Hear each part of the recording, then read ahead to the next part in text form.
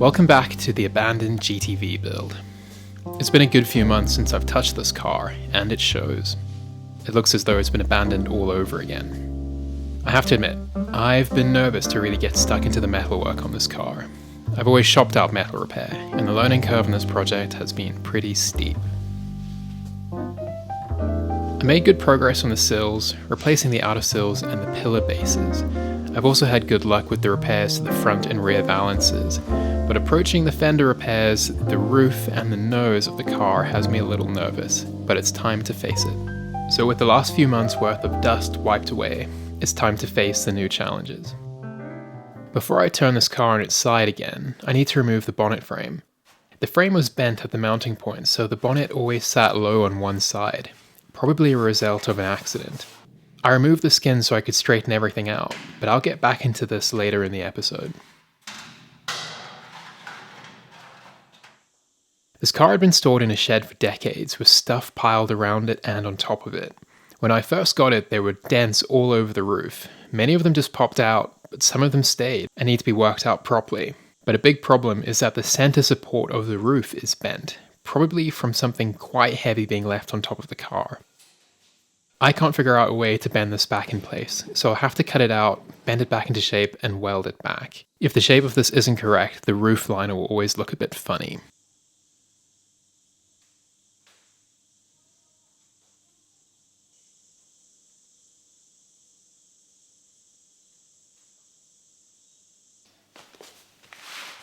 Here is the old roof liner.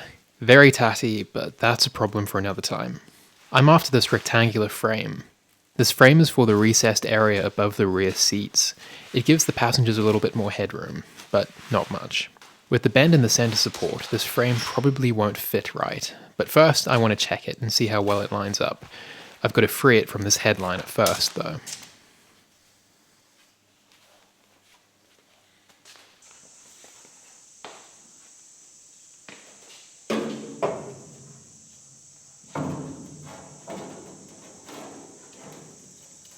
The fit is okay, but all of this is going to need a bit of going over at some point. But once again, that's a problem for another time. Now I've got to cut through the center roof support without touching the roof skin on the other side, and that's easier said than done.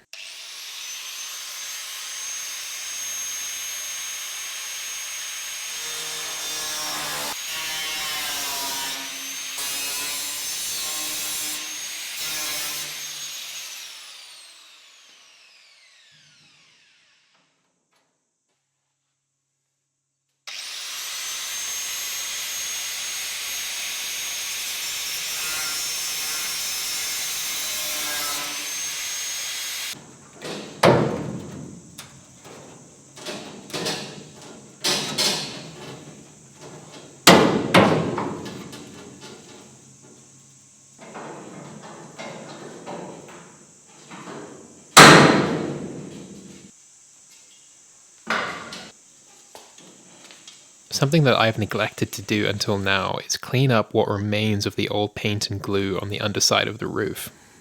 This yellow paint is the factory color of this car, yellow ochre. I personally think it's one of the best colors for a 1750 GTV, especially with a black interior. It's a very 70s color combination. But once I'm done cleaning this, there will be no more traces of the original paint.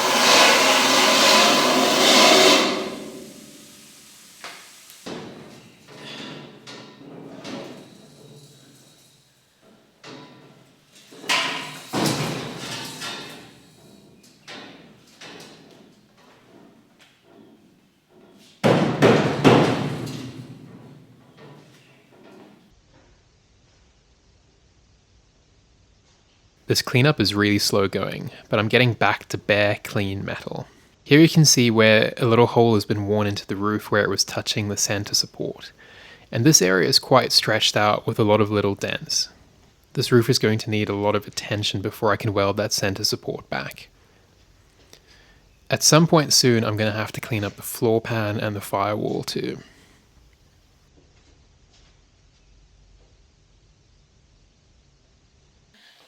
I'll be upfront about this part.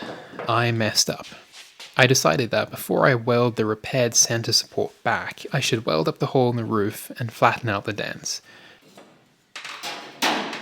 The welding went pretty well, although it did add to the waves in the roof.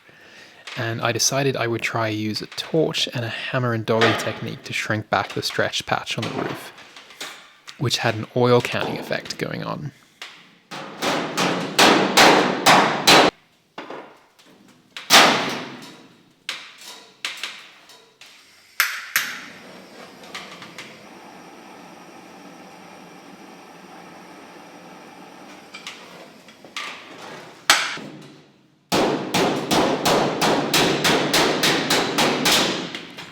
All I did was make the spot far, far worse. I think the issue is that the torch does not heat up the metal fast enough, so the high spots aren't really targeted at all. The whole area just ended up much more stretched than it was when I started. I should have left well enough alone. It's frustrating when you wreck something on a project like this, and it's when you're frustrated that you make even more mistakes. So I decided to quit while I was only so far behind, and to do something else instead. Something easier. Although much of the accident damage on the front and rear of the car has been repaired, there's still lots of work ahead, such as the front driver's side bumper mount. It's been compressed, and I can't remove it without removing the whole nose of the car. There's just not enough space to get a drill in here. So I've cut it out along with part of the inner fender. Although I am starting to regret not just replacing the entire front and rear clips. It would have saved me a lot of time. Here you can see just how beat up this mount is compared to the other side. So I'm going to pull it apart and see what I can do about getting it back into shape.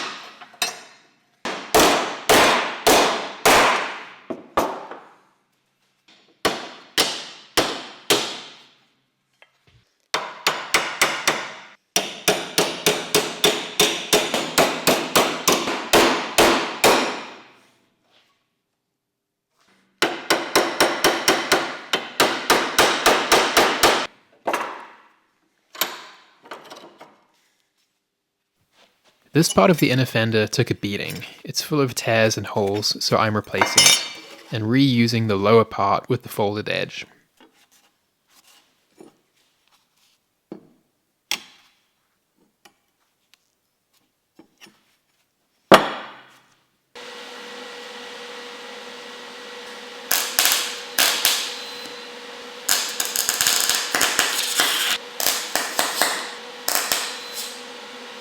Now I need to check it against the giant hole I left earlier, and it looks pretty good. My plan is to weld this piece of the inner fender in first, then flatten the welds. Then, once all of this is smoothed out, I can plug weld the bracket back into place. But before I do that, I'm going to work on the outer skin of the bumper mount just a little. It has a few small dents.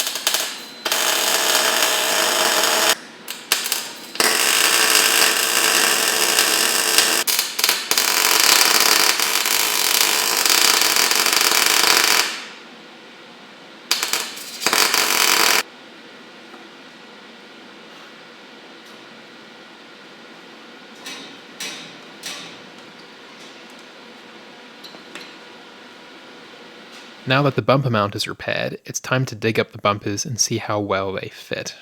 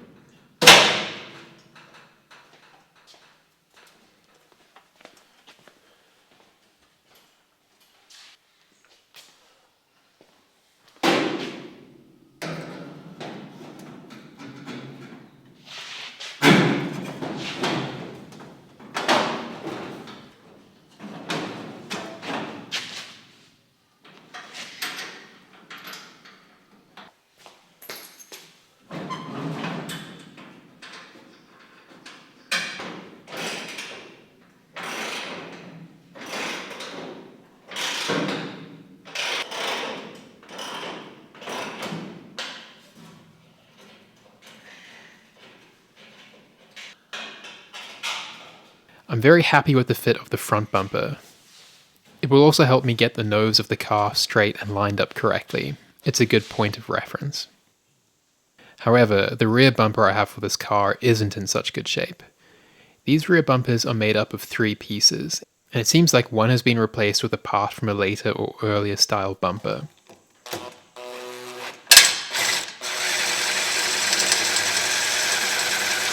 The bracket on the side for the bolt is different. I have another spare bumper, also damaged, but between the 2 of these I can make up one good symmetrical bumper.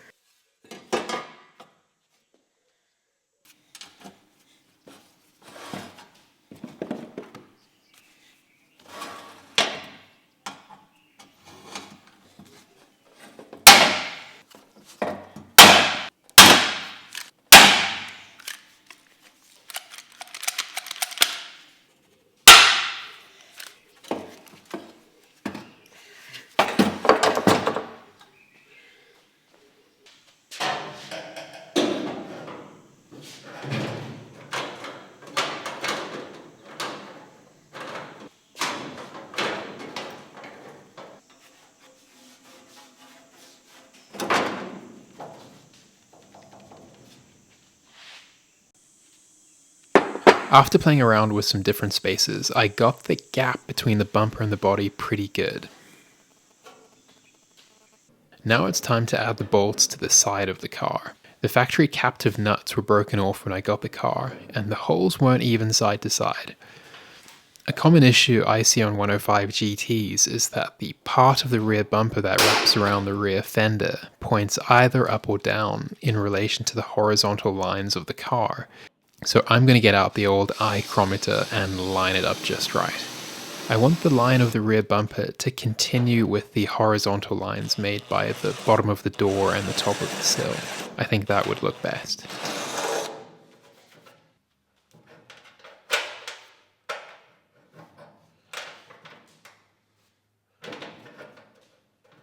I thought about welding the captive nuts back in, but in the end I've decided on riv nuts.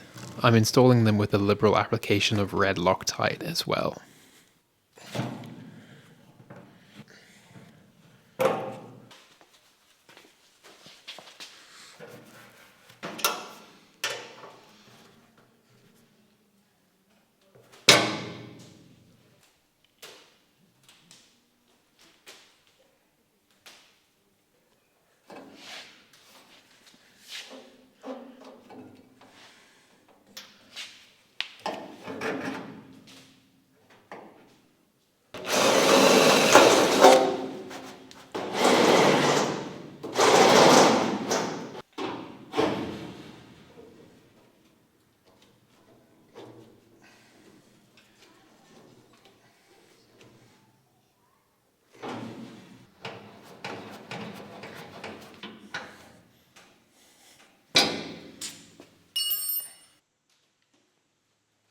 After my failure with the roof, it's really nice to see the bumpers come right. That's something to cross off the to-do list. Emboldened by my triumph here, I'm going to return to the bonnet, which is currently split into two parts. Over the last few months, I've cleaned these up and knocked out the big dents, so there really isn't that much to do here before I can rejoin them.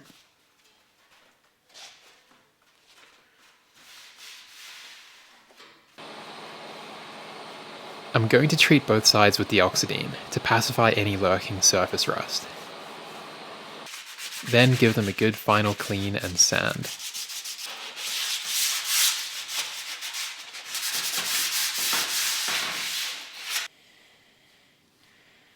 This is a rust inhibitor. I'm painting it onto the edge of the frame where the folded over lip will be. I've also painted it onto the edges of the skin. I'm not sure it's entirely necessary, but I'd rather be sure. Over that, I'm going to lay down this self-etching 2K primer, the first primer of the whole project, which is a bit of a milestone in my book.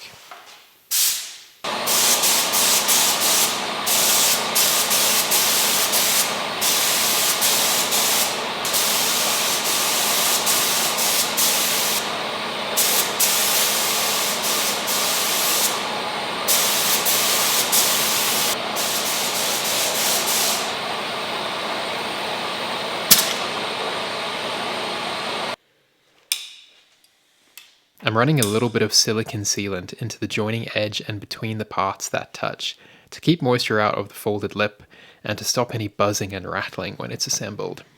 From the factory there was some butyl rubber in here. I might add some of that later on. I don't think the silicone was the right choice, but at least I know the edges are sealed up for good.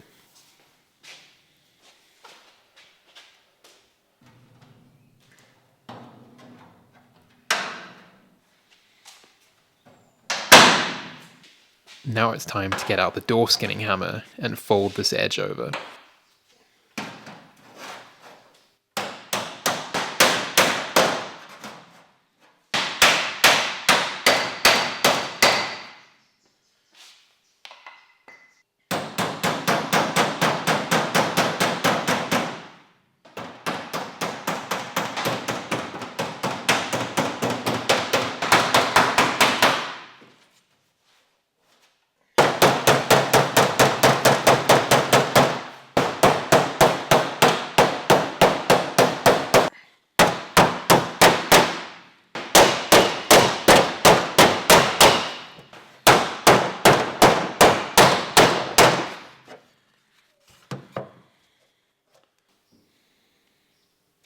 Seeing the bonnet back in one piece is a real confidence booster for me, especially after the disaster on the roof. Project cars are often a 2 steps forward, 1 step back kind of endeavor.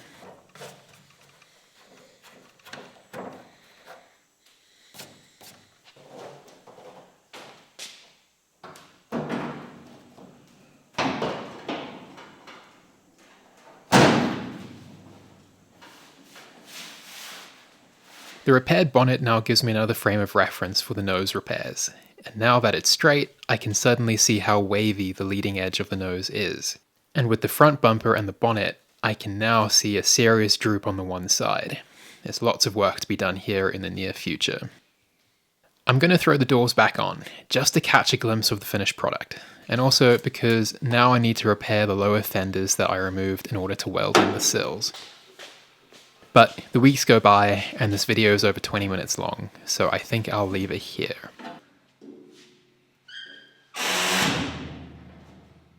This metalwork seems to take forever, and as I look at the car now, it seems like almost nothing has changed. But then I look closer and I can see it coming right in the little things, like the bumpers and a straight bonnet.